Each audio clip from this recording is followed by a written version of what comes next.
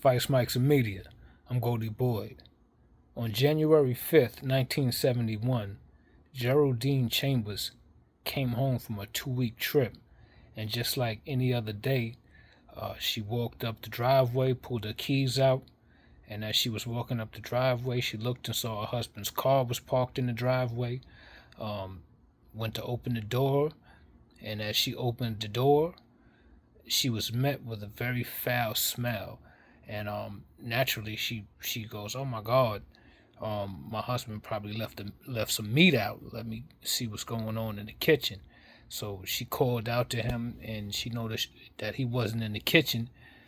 He wasn't in the living room, and so she said, "All right, he's probably in the room sleeping. Left some meat out." She goes and checks to see if he's in the room, and opens the door, and to her surprise, he's in the room, and he's not asleep. He's slumped over the bed, and he's dead. She panicked, and the first response was to call the police, but this is 1971, and she just came back from a 2 week trip, and she didn't hear from her husband in quite some time before that, and she probably was thinking, all right, well, I don't want to look like I'm a suspect, so she called his lawyer first, and from there they both called his personal medical doctor, and then from there the police was called, and they sent out their lead sergeant, Sergeant Caputo of the Las Vegas Police Department, and they did a thorough investigation of the house, and to determine, what could have caused his death.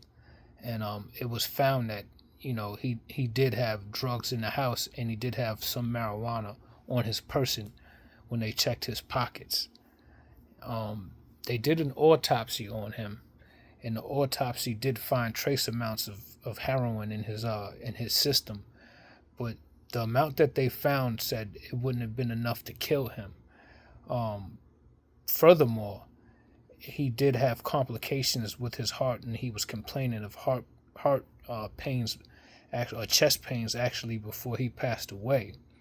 And it was determined that he did have hardening of the heart muscle, and he did have lung congestion. So those two things could have also contributed to his death, but his body was so decomposed that they couldn't determine the exact cause of death. Um, it was listed as a suicide, and a heroin overdose, but that wasn't exactly the cause of his death. Although prior to Charles passing away, he was actually seen by his doctor for heart complications. His death was actually ruled a heroin overdose. And the strange part about it was, when they did the investigation of the house and looked through the house, they didn't find any drug paraphernalia in the kitchen where actual heroin was found, and they didn't find anything on his person where marijuana was found, or anywhere in the area in the room of where he passed away. Usually, when somebody passes away of an overdose, they find a syringe in his either in his still in his arm, or in the area of which he passed away. But there was none found anywhere in the room or in the house. So one of the theories is that Charles was a very complex man, and he was known to have been a bodyguard for bookies and loan sharks for the mob, and maybe he took too much of a cut and owed the mob, and the mob had him killed. That was one of the theories. One of the other theories is that he had a fight and was supposed to throw the fight, specifically with Chuck Wepner, a very well-known boxer from the East Coast, I believe Bayonne, New Jersey, and he didn't throw the fight. Instead, he beat Chuck Wepner, and that caused some friction between him and the mob, and maybe they caught up to him later on. Also, he was caught at a drug house prior to his death, and maybe the man that um that whose house he was caught at thought he was an informant and retaliated later on. There were several theories because of his character and him being a very complex man, and his different connections to the mob. So there's all kind of wild theories of why he died, or maybe he was murdered and he didn't die, or whatever the case was. But it did seem rather strange that there wasn't any drug paraphernalia found on his person or in the area of where he died at. And so it even added to those theories.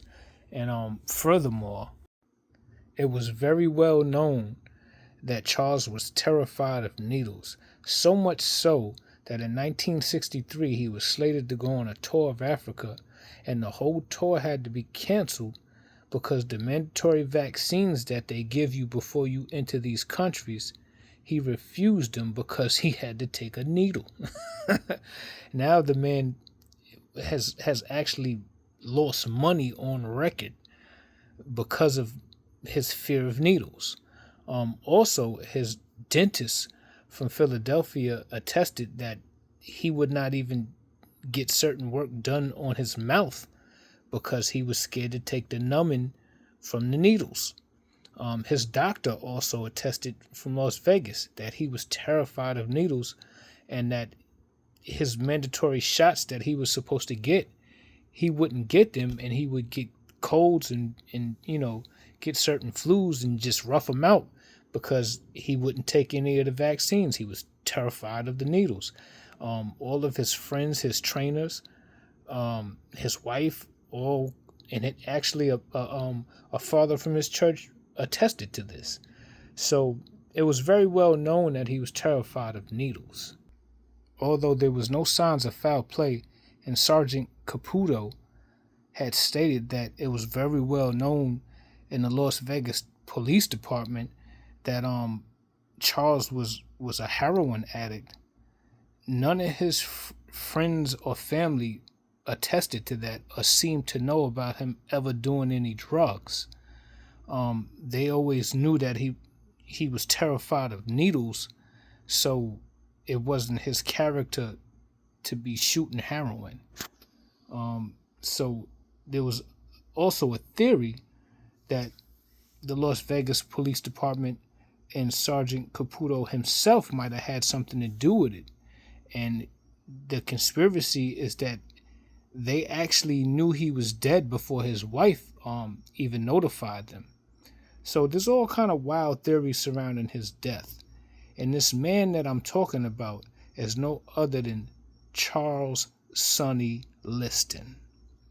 Charles Sonny Liston was very, very beloved by his wife, and his wife often said that he was a very, very gentle man and took care of her, and a loving and caring man, unbeknownst to popular belief and his character to be such a brute in the ring and such a big, strong, demanding man. He was actually a very gentle and loving and caring father to her daughter that was not his biological daughter, and also his adopted son that they had adopted from out of the country, I believe Denmark. And he was a very charming man as well.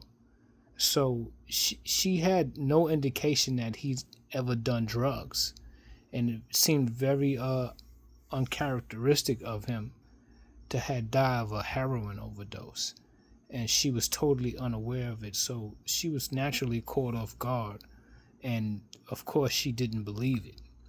So a lot of those theories could actually be true, that he was actually murdered opposed to having an actual heroin overdose, and that the police department was actually aware of it.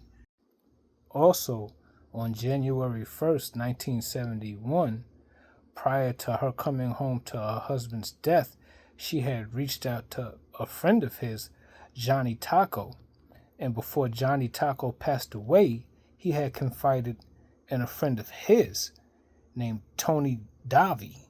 And Davi told Paul Gallagher in Sonny Liston's uh, biography that Taco wasn't a braggart, so he wouldn't have just made something up or just been talking to be talking. And prior to Liston's death, when Geraldine had called him, he had went to the house and checked on the house, and the car was in the driveway, and but the door was locked and there was no answer, and nobody came to the door, so he called the police, and the police broke the door down, went in the house, and the living room was in disarray as if there'd been a struggle there, but there had not been any smell yet. But he said he had left before the police did, so he didn't know the full situation. And this was said from a good source, so who knows what really happened, and who knows if Johnny Taco was telling the truth or not. But if he was telling the truth, then that means that the police were definitely aware of Sonny Liston's death before his wife was. And it could potentially have been a conspiracy, or maybe they were involved with it. Who knows? But there's definitely all kind of wild theories, as I stated earlier. And so I guess we will never know the full story. But Sonny Liston was definitely a mysterious man and a complex man. So yeah, man, I guess that's one of those riddles we will never find out. Sonny Liston was survived by his beautiful wife, who he adored, and his two children. He was one of the greatest boxers of all times and one of the greatest heavyweight champions of all times, with a record of 50-4 losses with 39 fights won by KO. His two most notable fights was Floyd Patterson and the greatest of all times, Muhammad Ali. Rest in peace to all three of those champions. Mwah.